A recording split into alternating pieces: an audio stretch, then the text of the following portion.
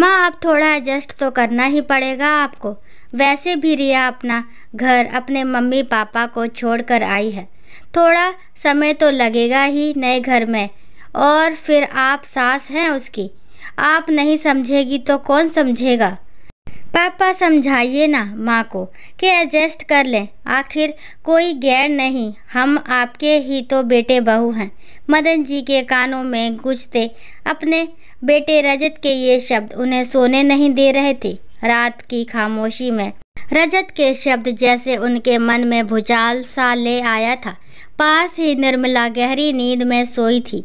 एक नज़र निर्मला पर डाल मदन जी उठकर बालकनी में आ गए। समझौता कितना छोटा सा शब्द है, लेकिन उतनी ही कठिन हो जाती है समझौता करने वाले की जिंदगी। एक बार जिसने समझौता कर लिया, क्यों हर बार उसी से समझौते की उम्मीद की जाती है। पहले माँ, फिर भाई और अब बेटा। सबकी उम्मीद सिर्फ निर्मला से रही कि वो समझौते करे। लेकिन क्या किसी ने निर्मला के लिए समझौता किया? दिमाग में बार बार उठते इन प्रश्नों के उत्तर जानने के लिए मदन जी का मन उन्हें अतीत की गहराइयों में ले जाने को व्याकुल हो रहा था। नई बहू आ गई का शोर मचा था। लाल सुर्ख जोड़े में नव जीवन ले हजारों सपने सजाए आज निर्मला अपने पति मदन के साथ अपने ससुराल की चौखट पर खड़ी थी।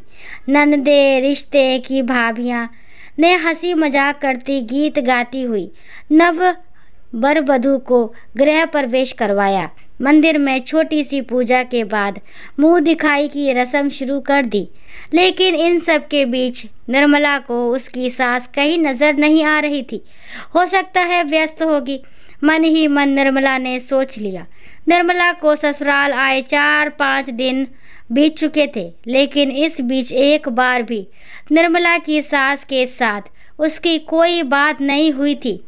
दिन के 1-2 बार वो कमरे में आती और 2 मिनट रुक चली जाती। चेहरे पर ना कोई हंसी, ना नई बहू घर आने का उत्साह। यूँ लगता जैसे निर्मला उन्हें पसंद ही ना हो। समय के साथ साथ निर्मला की शंका सच साबित हुई थी। कमाओ बेटा, अब कहीं पत्नी की मुट्ठी में ना आ जाए। यह भय निर्मला की सास के कटु व्यवहार का कारण था। देखो निर्मला, माँ ने बहुत कष्टों को सह हम दोनों भाइयों को पाला है। मैं नहीं चाहता इस उम्र में उन्हें कोई दुख या परेशानी हो। इसलिए मैं तुमसे कह रहा हूँ कि समझौता कर लो और जैसे माँ कहे वैसा ही करो। आखिर इस घर की बड़ी बहू हो तुम। जितनी आसानी से मदन जी ने ये बात निर्मला को कह दी, उतनी ही मन से निर्मला जी ने मान भी लिया और समझौता कर लिया। अब घर में निर्मला की सासू माँ का ही डंका बजता। हर महीने मदन जी अपनी तनख्वाह अपनी माँ के हाथों में देते और घर की हर चीज़ उनकी माँ के अनुसार ही होती। एक पत्नी और एक बहू के सारे अधिकार छोड़ निर्मला ने समझौते की जिंदगी स्वीकार कर ली थी। अब मदन जी माँ बहुत खुश थी, क्योंकि उनका कमाऊ बेटा उनकी मुट्ठी में था और बहू उनके अनुसार चलती थी। लेकिन निर्मला कुछ उदास, जिसे भली भांति समझकर भी मदन जी चुप रह गए। कुछ समय बीता और छोटे भाई की शादी भी हो गई। निर्मला की देवरानी चालाक और आलसी महिला थी। घर में काम बढ़ गया था, लेकिन हाथ अभी भी 2 ही थे और वो थी निर्मला के। देवरानी किसी काम में सहायता नहीं करती। सुनिए जरा, देवर जी को कहिए कि देवरानी जी को समझाएं। अब कितने दिन नई बहू बनकर रहेगी, थोड़ा घर के काम काज में हाथ बटा दिया करे। निर्मला की बात मान मदन जी ने इस बात की चर्चा क्या की। छोटा भाई और उसकी पत्नी ने घर में कोहराम मचा दिया। बात घर के बंटवारे तक आ गई। जाने दो निर्मला, जैसे आज तक काम किया वैसे आगे भी कर लेना। चाहो तो कोई कामवाली रख लो।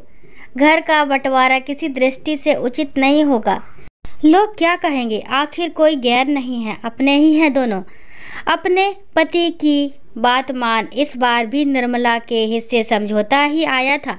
सीधी सरल पत्नी को हर बार समझौता कर लेने को कहना मदन जी को अच्छा तो नहीं लगता था, लेकिन कभी घर परिवार तो कभी आर्थिक परिस्थितियों से मजबूर हो उन्हें ये कदम उठाना पड़ जाता था।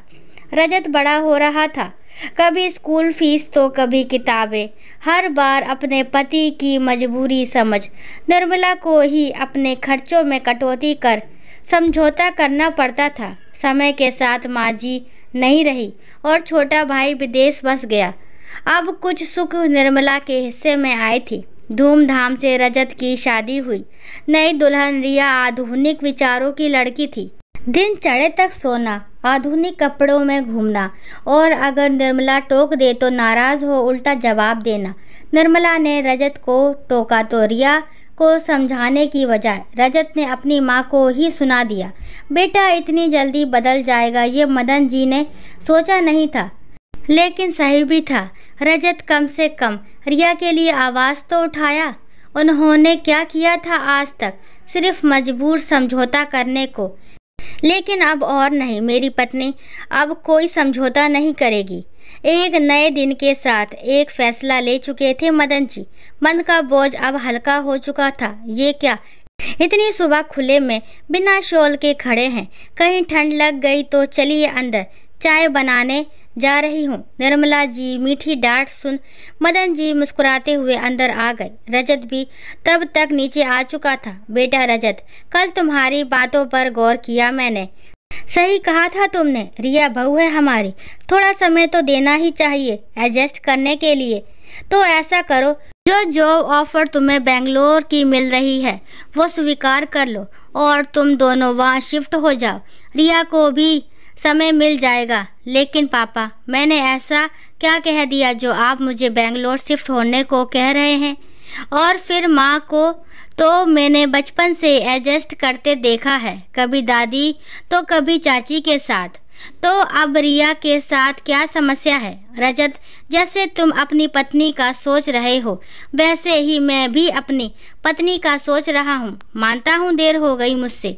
तुम्हारी दादी और चाची के लिए मैंने ही मजबूर किया था तुम्हारी माँ को, लेकिन अब और नहीं। मेरी पत्नी अब कोई समझौता नहीं करेगी। उम्र के इस पड़ाव पर अब मेरी पत्नी स्वाभिमान के साथ रहेगी, ना कि समझौते कर। अपने पापा की दो टूक बात सुन रजत चुप कर गया। वही रसोई से बाप बेटे की बातें सुनती निर्मला के आंखों के कोर भीग गए। आज सही मायने में मदन जी ने पति का धर्म निभाया था।